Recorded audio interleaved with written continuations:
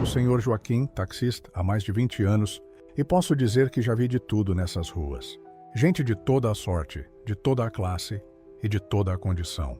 Eu sempre soube que a noite tem algo de diferente, algo de pesado no ar, como se as sombras de fato tomassem forma, mas nunca imaginei que fosse encontrar com o próprio mal. E foi isso que aconteceu naquela noite. Às 2 horas da manhã, quando a rua estava vazia e as estrelas brilhavam com um brilho estranho.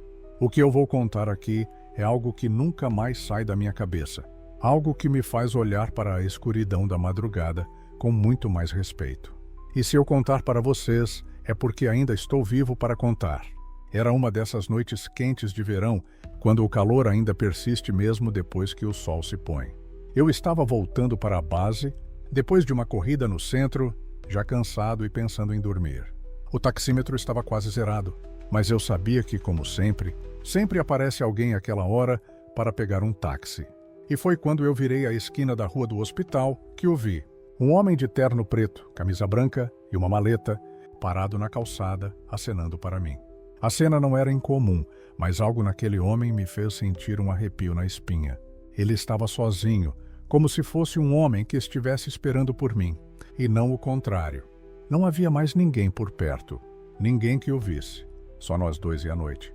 Eu parei o carro e ele entrou com calma, sem pressa, sem um sorriso. A porta do táxi fez aquele som familiar ao ser fechada. Não trocamos palavras imediatamente. Apenas ele se sentou e colocou a maleta no banco ao lado, ainda sem falar nada. Eu estava cansado, então decidi puxar conversa. "Para onde, amigo?" Perguntei, tentando parecer amigável. Não queria que a noite ficasse mais estranha do que já estava. O homem não respondeu de imediato. Ele apenas olhou para fora, para as ruas desertas, e então disse, com uma voz suave, quase como um sussurro, "Estou indo trabalhar. É o meu turno."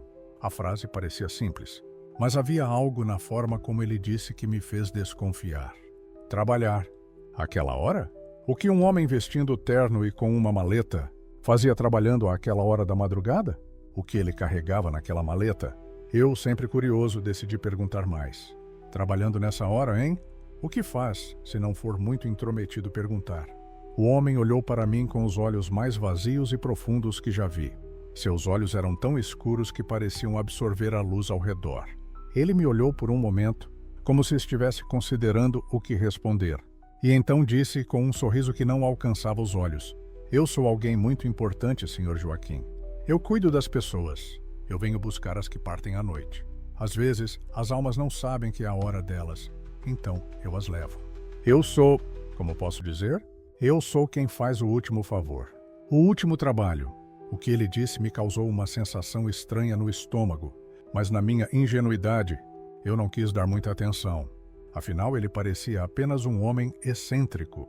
Um executivo talvez que estava indo para algum trabalho à noite. Talvez estivesse em um evento ou uma reunião importante, quem sabe. Mas o que ele disse a seguir me fez engolir em seco. "Eu sou o responsável por aqueles que morrem quando a noite cai." Ele continuou, como se estivesse explicando uma tarefa simples, quase como se fosse normal. "O senhor provavelmente já ouviu falar deles. Talvez até tenha pegado alguns desses corpos em seus táxis. Eles sempre têm uma história. Alguns partem por acidente, outros porque simplesmente não aguentam mais viver. Eu sou quem leva. Eu sou quem escolhe a hora." Eu parei o carro no sinal, minha mão suando no volante. Havia algo tão sobrenatural nas palavras dele, algo tão frio, que eu já não me sentia mais à vontade. Eu tentei dar uma risada nervosa, tentando aliviar o clima. "Tá brincando, né? Tá se fazendo de maluco, é isso?" Ele não sorriu. Continuou com aquele olhar penetrante, como se me estudasse. "Não, senhor. Não estou brincando. Vou te contar algumas histórias. Talvez o senhor entenda." Aquelas palavras, ditas tão calmamente, me deixaram inquieto. Mas como sou um homem curioso, eu não disse nada. Fiquei ali ouvindo, embora algo me dissesse que eu devia pedir para ele sair do carro. Mas já era tarde demais. O homem já havia começado sua história. "O primeiro nome. Eu comecei há muito tempo, Sr. Joaquim," ele disse, abrindo a maleta. Dentro dela havia uma lista. Não uma lista comum, mas algo que parecia mais com um catálogo de destinos. Cada um tem a sua hora, como a sua vez de partir. Às vezes é um acidente. Às vezes uma decisão. Mas todos eles têm algo em comum: a escuridão. Ele puxou um pedaço de papel amassado da maleta e leu. O primeiro foi o Sr. Carlos, o dono da conveniência. Ele estava ali naquela noite comprando pão e cerveja. Um ladrão entrou e o matou a sangue frio. O Sr. Carlos não esperava, mas a morte chegou rapidamente. Ele estava só em um lugar vazio e a escuridão foi onde ele se perdeu. Eu estava lá para levá-lo. Ele nem teve tempo de entender. Eu me senti gelado. Eu me lembrava do Sr. Carlos, um homem simples que todos conheciam na vizinhança. A morte dele fora rápida e violenta, mas ninguém soubera quem havia feito aquilo. Eu nunca imaginara que ele estava sendo acompanhado por alguém, ou por algo. O homem continuou. Depois teve a jovem Mariana. Ela foi até a ponte.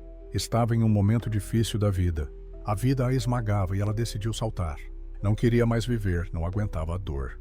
E então a morte a encontrou tranquila. Eu a guiei até o fim. Quando ela pulou, ela já estava pronta. Eu me lembrei da Mariana. Eu nunca soubera exatamente o que acontecera, mas sua morte chocou a todos. Era uma perda irreparável. Ela era tão jovem. Agora tudo parecia mais claro. Ela também foi tomada pela morte. E ele estava lá. Eu estava começando a entender o que estava acontecendo e meu estômago se revirava a cada palavra que ele dizia. E claro, tem o menino André, o adolescente. Estava bêbado, saiu com os amigos e acabou capotando o carro na estrada. Ele morreu antes de chegar ao hospital. A morte não perguntou se ele estava pronto, mas ele já estava no caminho errado. Eu me sentia como se estivesse ouvindo algo muito além da minha compreensão, algo que não deveria entender. Eu nunca tinha me dado conta de quantos passageiros o homem levava, mas agora eu sabia que o número de almas que ele carregava era muito maior do que eu imaginava. O táxi passou por mais algumas ruas e ele continuou falando. A voz dele parecia mais distante agora, como se ele estivesse em outro lugar, lembrando de momentos longos e frios. Então ele olhou para mim, sem mudar a expressão. Agora chegou a sua vez, Sr. Joaquim, ele disse. Eu não sou uma figura que toma tempo. Eu apenas faço o que preciso fazer, e sua hora chegou. Meu coração parou por um instante. Aquelas palavras não estavam sendo ditas como uma ameaça, mas como uma constatação. Eu estava começando a entender quem ele era, e o medo tomou conta de mim. A sensação de frio no carro se intensificou. Mas antes que eu pudesse reagir, ele sorriu. Não um sorriso de malícia, mas um sorriso de quem faz o seu trabalho e sabe que tem controle sobre a situação. Mas, Sr. Joaquim, nossa conversa foi tão boa que vou te dar mais um tempo. Eu não gosto de fazer isso, mas hoje você está sendo poupado. Só mais uma corrida para você. Só mais uma. Aquelas palavras me deixaram sem fôlego. Eu não sabia o que pensar. O que tinha acontecido? Eu estava sendo poupado? Eu deveria ter ficado aliviado, mas a sensação de que algo muito maior estava se aproximando nunca saiu de minha mente. Mas saiba, ele disse, já começando a sair do táxi, um dia eu voltarei, não para te levar, mas para te lembrar que o tempo que temos é muito mais curto do que imaginamos. Fique preparado. Ele fechou a porta do táxi e desapareceu nas sombras da noite. Até hoje, sempre que passo pelas ruas onde o vi, sinto aquele arrepio, aquele vazio. O homem em terno preto nunca mais apareceu para mim, mas eu sei que ele estará esperando.